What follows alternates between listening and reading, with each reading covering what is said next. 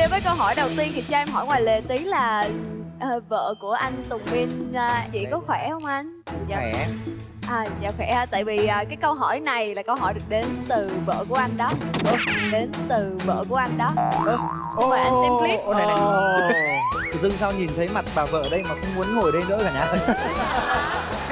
Thôi anh ơi, anh giả vờ đúng không? Anh ơi, đây là những vợ đặt câu hỏi em nghĩ là chồng biết đáp án rồi Thảo áp lực ơi. quá. Không, Cái này hoàn toàn là anh không Thôi biết. không công bằng, không công bằng. Anh cam đoan với em là đây là điều bất ngờ. Đúng rồi, anh Anh không hứa hề với hay em biết đây thế là nào cái luôn. điều mà anh Tùng Minh cũng không biết luôn. Sau cái câu hỏi này là mọi người sẽ biết là anh có biết được câu hỏi không, bởi vì là chắc chắn anh sẽ không trả lời được. Bởi vì nhìn mặt vợ anh là thôi là thật sự bây giờ hỏi anh một bằng mấy anh cũng không biết. Bây giờ câu này anh đừng bấm chuông đi em tin. Thôi bây giờ mình để muốn biết sự thật như thế nào thì mời xem clip. Xin chào, mình là Phong Chuẩn. Mình có một câu hỏi muốn gửi đến mọi người. Đó là loài động vật duy nhất mà con đực chịu trách nhiệm việc mang thai và sinh nở. Đó là A. Cá ngựa, B. Cá hồi và C là cá voi xanh. Xin mời Huỳnh Mến, rất nhanh tay. Đó chính là cá ngựa. Cá ngựa là đáp án chính xác. Xin chúc mừng. Thường câu đầu Cảm ơn tiên, chị Bông. câu đầu tiên luôn luôn rất là dễ, không bao giờ gây khó cho các người chơi của chúng ta cả. Và dĩ nhiên là Huỳnh Mến sẽ được ô số đầu tiên là ô số 13. Dạ. Chúc mừng Huỳnh Mến. Và dĩ nhiên là người đầu tiên trả lời đúng có một cái đặc quyền, đó là được giới thiệu về mình 30 giây ấn tượng nhất. Xin chào tất cả mọi người. Xin chào quý vị khán giả. Hôm nay mọi người rất là quan trọng ở đây luôn á ạ. Nếu mà mọi người có mệt, có cảm thấy như là căng thẳng quá thì Mến sẵn sàng nhảy cho mọi người xem để mà thư giãn hơn được không ạ? Nhớ là biết đáp án nhớ nhắc cho màu đỏ thôi nha. Ok. Mở đầu chương trình ngày hôm nay tươi vui nào, bây giờ mình Mến ra nhảy thử vài đường coi nào. Hứa thật nhiều rồi, hứa thật nhiều. Ngoài Mến ra thì ai cũng có thể nhảy được luôn á. Rồi thôi bây giờ mời 4 người ra nhảy luôn, freestyle nha. Ok đi. Ghê hả? Rất là cảm ơn 4 khách mời, rất là tuyệt vời, xin cảm ơn. Thôi đó là phần khởi động đầu tiên cho chương trình ngày hôm nay. Còn bây giờ sẽ tiếp tục là những câu hỏi dành cho 4 người chơi. Và câu hỏi thứ hai như sau. Thứ nhất Kinh Kỳ, thứ nhì Phố Hiến. Kinh Kỳ ở đây là chỉ Hà Nội. Vậy Phố Hiến là địa phương nào? Mời Hiền Sến. Mất trí nhớ trong vòng Tay 5 giây. máy à? Tay máy à? Góc bên trái đang. Trời ơi, bây giờ mình mới nhớ ra nè. Huế. Huế là sự lựa chọn của Hiền Sến. Kinh Kỳ là một tên khác của thủ đô Hà Nội trong thời phong kiến. Phố Hiến là một cảng sầm uất ở thành phố Hưng Yên vào thế kỷ 17 và 18. Rất tiếc cho Hiền Sến. Tính ra cái câu nãy anh nói linh nghiệm ghê á. Nãy anh nói anh thích cái thấy chỗ đứng nó đẹp đẹp đúng không? Mình trải nghiệm nó đầu tiên luôn. Xin mời chị em.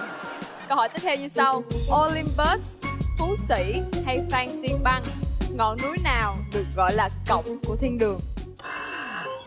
Xin mời anh Tùng Minh. Em có một cái biệt tài mà ấn chuông rất nhanh. Trả lời đi Trả lời anh. vừa rồi là đáp án A. Olympus. Olympus là đáp án chính xác. Chúc mừng anh Tùng Minh. Xin mời anh chọn ô. 12 đi. Mình sẽ chọn ô 12. 12 là sự lựa chọn của anh Tùng Minh. Tiếp tục. Câu hỏi tiếp theo. Louis Joy Brown là em bé đầu tiên trên thế giới chào đời bằng phương pháp thụ tinh trong ống nghiệm tại bệnh viện đa khoa Oha. Hãy cho biết Louis Joy Brown là người nước nào? Xin mời Quang Anh. Wow. Nước Anh ạ. Nước Anh. Louis Joy Brown, em bé đầu tiên thế giới chào đời bằng phương pháp thụ tinh trong ống nghiệm tại bệnh viện đa khoa Oldham tại nước Anh. Xin chúc mừng Quang Anh. Chắc là em sẽ chọn số 11. Số 11. Xin chúc mừng Quang Anh. Và tiếp theo là một câu hỏi đuổi hình bắt chữ. Mời mọi người xem. Đây là một môn thể thao. Quá dễ luôn. Quá dễ luôn. Suy nghĩ đơn giản thôi.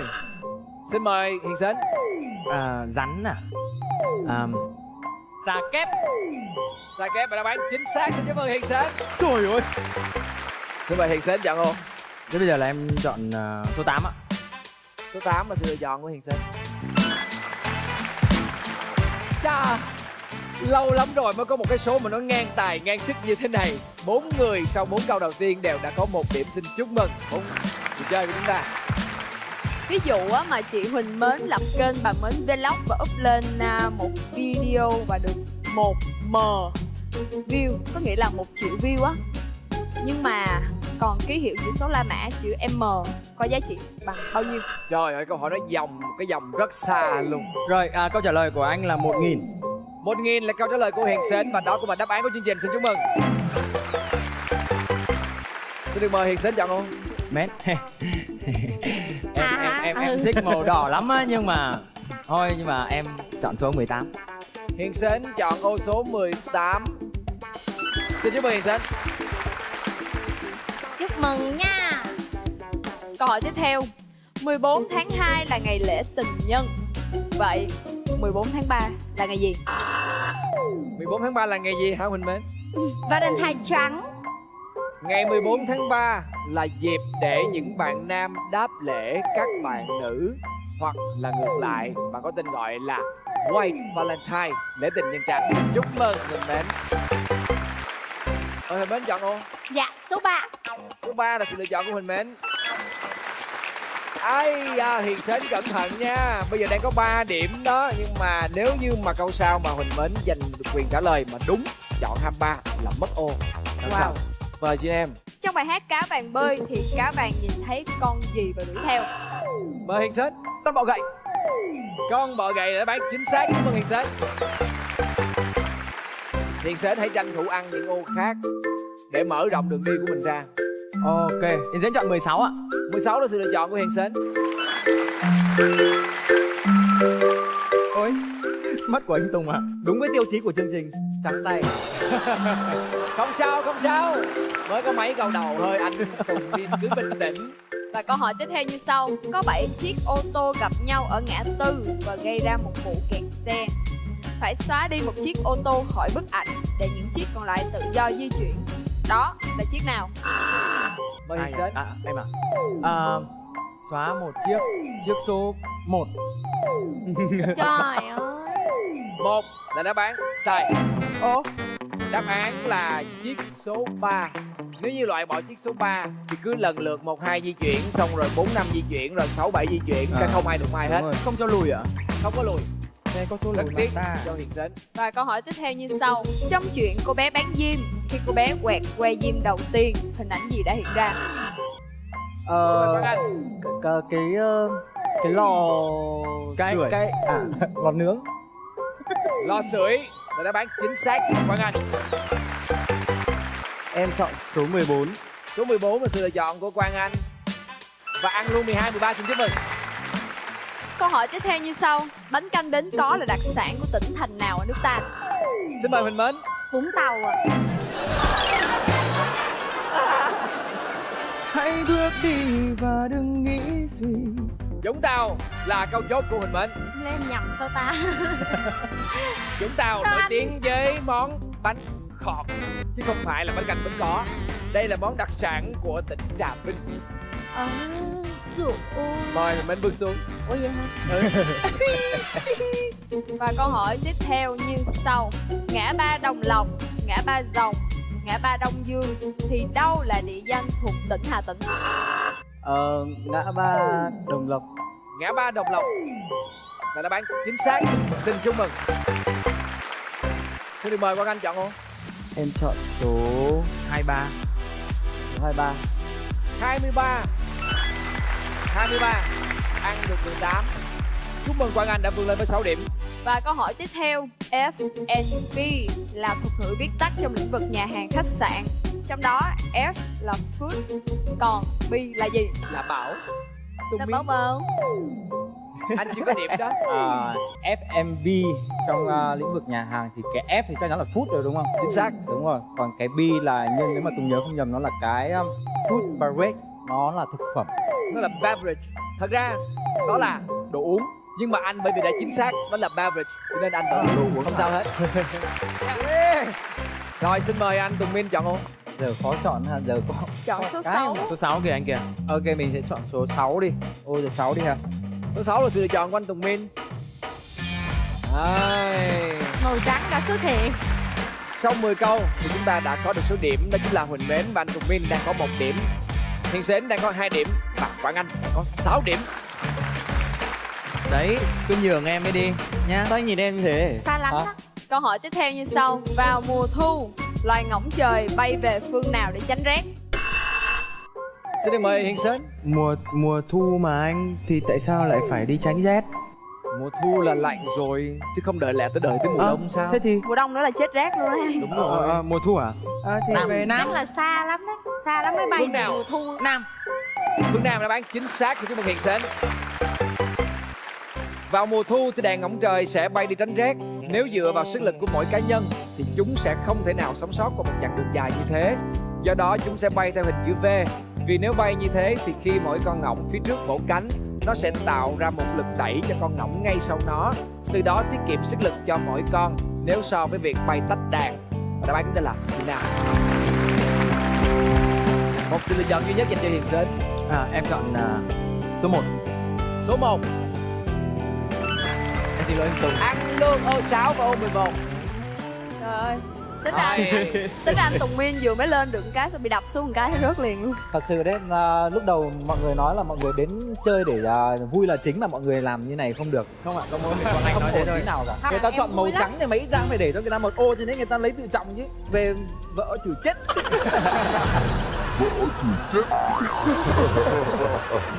Tiếp tục nào.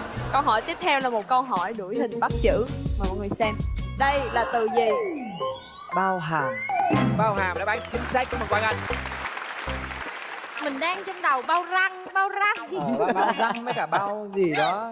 Quang Anh bây giờ phải đầu tấn công về các ô rìa đi. Số 4 là số tử, em không chọn. Em chọn số 2. Số 2 an toàn hơn, nằm giữa 1-3 rồi. Ôi rồi. Rồi. Câu hỏi tiếp theo. Vị ngọt, vị chua, vị cay. Vị nào loài mèo không thể cảm nhận được? Vị ngọt, đôi môi. Ủa con mèo thì liên quan tới vị ngọt đôi môi. Không, em thích nói thế Bài nhưng đó mà nhớ đâu có sáng tác cho con mèo đâu. câu trả lời sai. Câu trả lời Nhưng mà vị sai. ngọt là đúng, xin chúc mừng. Em nghĩ em chọn nốt số 4 đi. Ô số 4 đã thuộc về Quang Anh và ăn luôn ô số 3 của Huỳnh Mến. Và câu hỏi tiếp theo. Tam giác Bermuda, tam giác quỷ là vùng biển thuộc đại dương nào? Mời Hiền Sến. Đại Tây Dương. Chính xác. Ui. Để xem chọn 5 ạ. Wow. Và câu hỏi tiếp theo là câu hỏi có 3 sự lựa chọn. Thành cổ Quảng Trị được xây dựng dưới thời kỳ nào? A. Phong kiến triều nhà Nguyễn. B. Kháng chiến chống Pháp. Và C là kháng chiến chống Mỹ. Mời Hiền Sến. Ủa, em đến chỗ này rồi. Anh đang định bảo là khoan, em ấn đi mà. Câu đấy không biết. Thành cổ Quảng Trị được xây dựng dưới thời kỳ nào? Nhà Nguyễn. A. Phong kiến triều nhà Nguyễn và chính xác đó chính là cuối đời vua Gia Long. Xin chúc mừng Hiền Sến. Em chọn 15 ạ. 15. Ui. Ôi.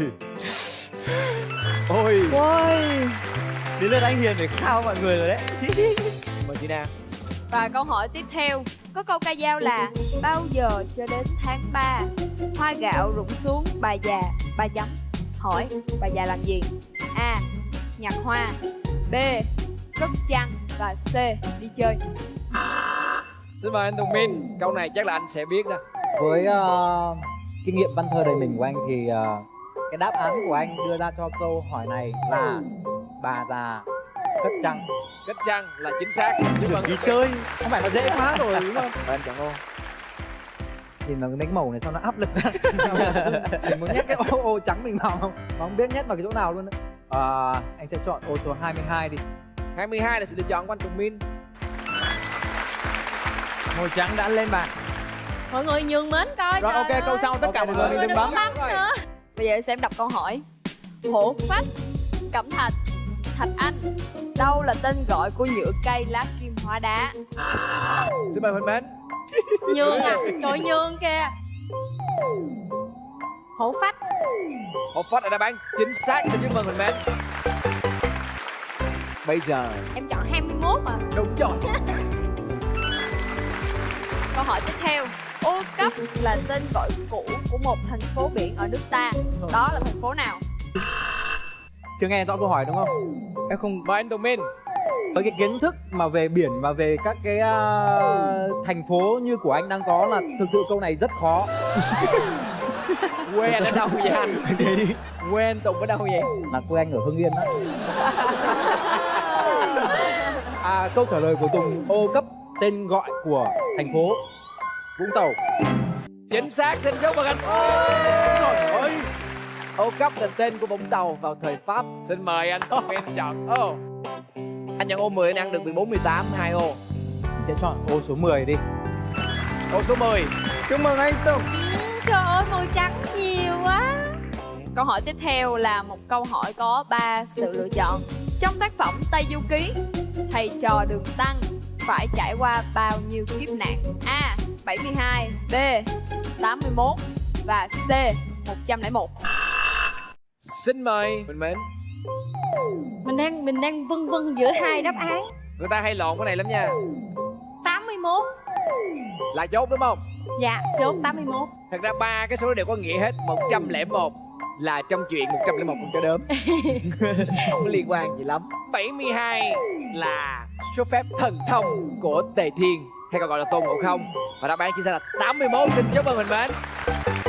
Vậy là nãy xém nhầm rồi đấy. Ây da, bây giờ mình chọn gì ta? 24. Chọn cái số mà ăn được 2 số kìa. 24 hả? 24. Ui. Bây giờ Quang Anh đang có 1 điểm nè, anh Tùng Viên đang có 3 điểm, mình Mến đang có 4 điểm và Hiền Sến đang dẫn đầu với 11 điểm. Xin chúc mừng. Và câu hỏi tiếp theo, nếu bạn đứng ở trái đất sẽ nhìn thấy rõ mặt trời chói lóa. Vậy đứng ở mặt trời thì có nhìn thấy trái đất hình tròn không? Mời Hiền Sến. Đứng mặt trời để chết à? Đứng thế nào được ở mặt trời em? Chính xác. Bây giờ mời Hiền Sến chọn ô. Bye Quang Anh, em chọn số 20 ạ. Yeah. Và như vậy đèn đã nhấp nháy, điều đó cho biết rằng chúng ta sẽ cùng đến với câu hỏi cơ hội tấn công Attack Chance. Hiện tại thì Quang Anh chưa có điểm, anh Tùng Nguyên 1 điểm, Minh Mến 4 điểm và Hiền Sến đó là 15 điểm. Minh Mến đang có rất nhiều cơ hội để mà lật ngược thế cờ. Mình được hay không? Chúng ta hãy cùng chờ xem. Và bây giờ là câu hỏi cơ hội tấn công Attack Chance.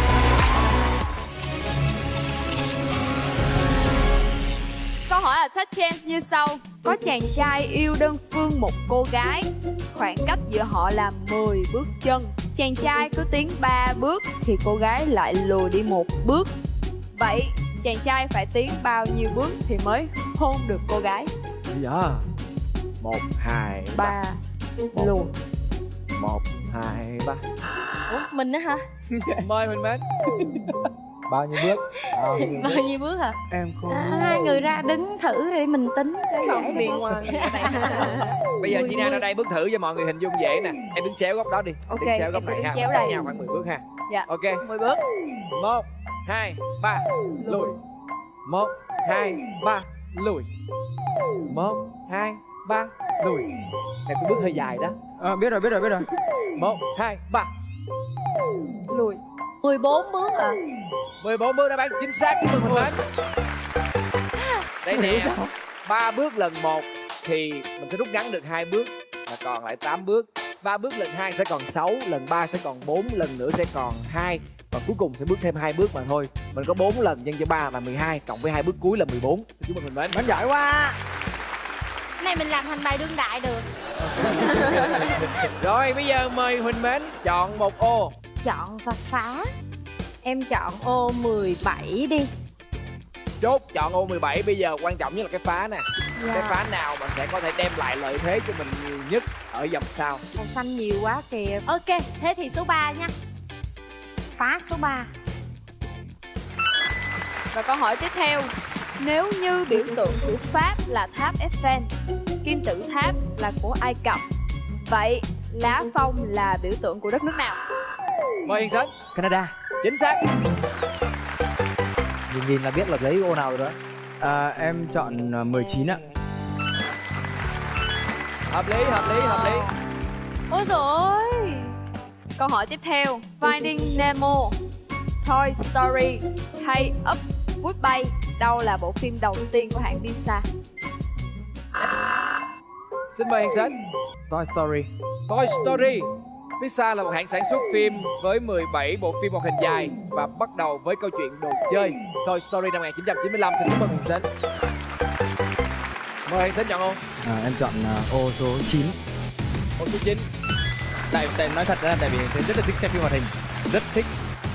Rồi, câu hỏi tiếp theo. Câu hỏi tiếp theo cũng là một câu hỏi có 3 lựa chọn. Đêm giao thừa ở nước nào sẽ được đánh dấu bằng 108 tiếng chuông? A. Nhật Bản, B. Trung Quốc và C. Hàn Quốc. Mời Huỳnh Mến.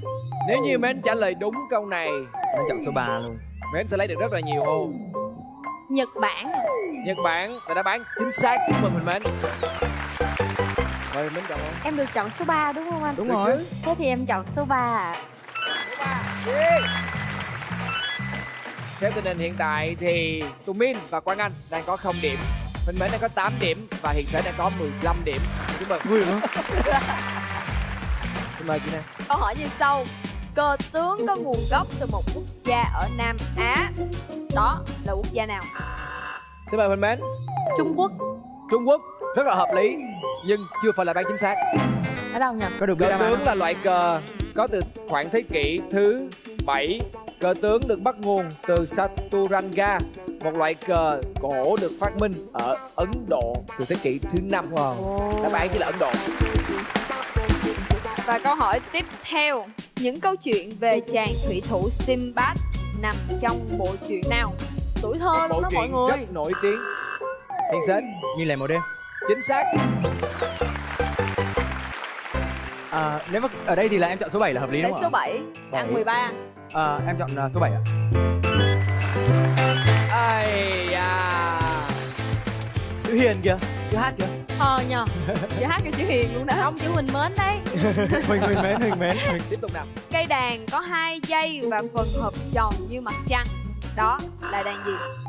Xin được mời Quang Anh. Đấy là đàn nguyệt. Đàn Nguyệt đáp án chính xác. Xin được mời Quang Anh. Em lấy được danh dự rồi.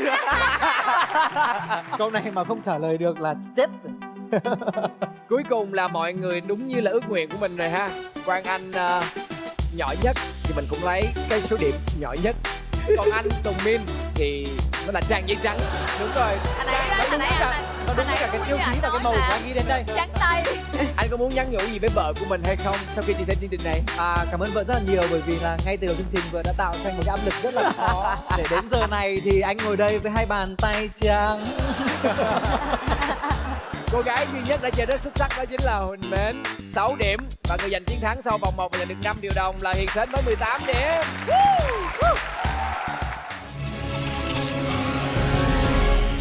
Ngay bây giờ chúng ta sẽ bắt đầu bước vào vòng đặc biệt luôn. Và ở vòng này, những ô của Hiền Sến sẽ được mở ra. Và nhiệm vụ của Hiền Sến là sau khi mà xem xong 7 gợi ý thì có 20 giây để đưa ra đáp án cuối cùng. Cho nên quan sát thật kỹ, cố định nhé. Xin được mời anh Tùng Min, Quang Anh và Huỳnh Mến bước xuống đây ạ. Và câu đặc biệt như sau. Đây là đâu? Các ô của Hiền Sến đang được mở ra. Núi non hùng vĩ, con sông chảy qua, lạng vô rừng, đi vô làng. Không biết gì hết. Hình này không liên quan.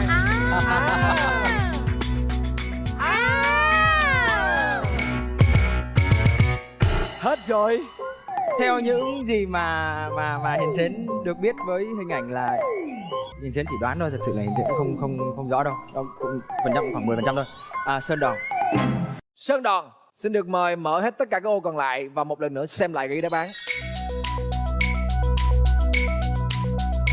Mở muốn hết cái màn hình người ta luôn này còn. Mở hết rồi cũng vậy thôi. Cũng vậy thôi. Y Sơn Đòn thì không có cái này đâu.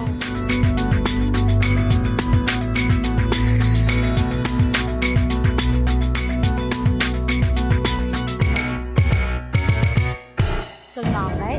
Đúng rồi đấy, chuẩn rồi đấy. Hình như không phải. Đáp án chính xác của chúng ta đó chính là Sơn Đòn. Chúc mừng Hiền Sến.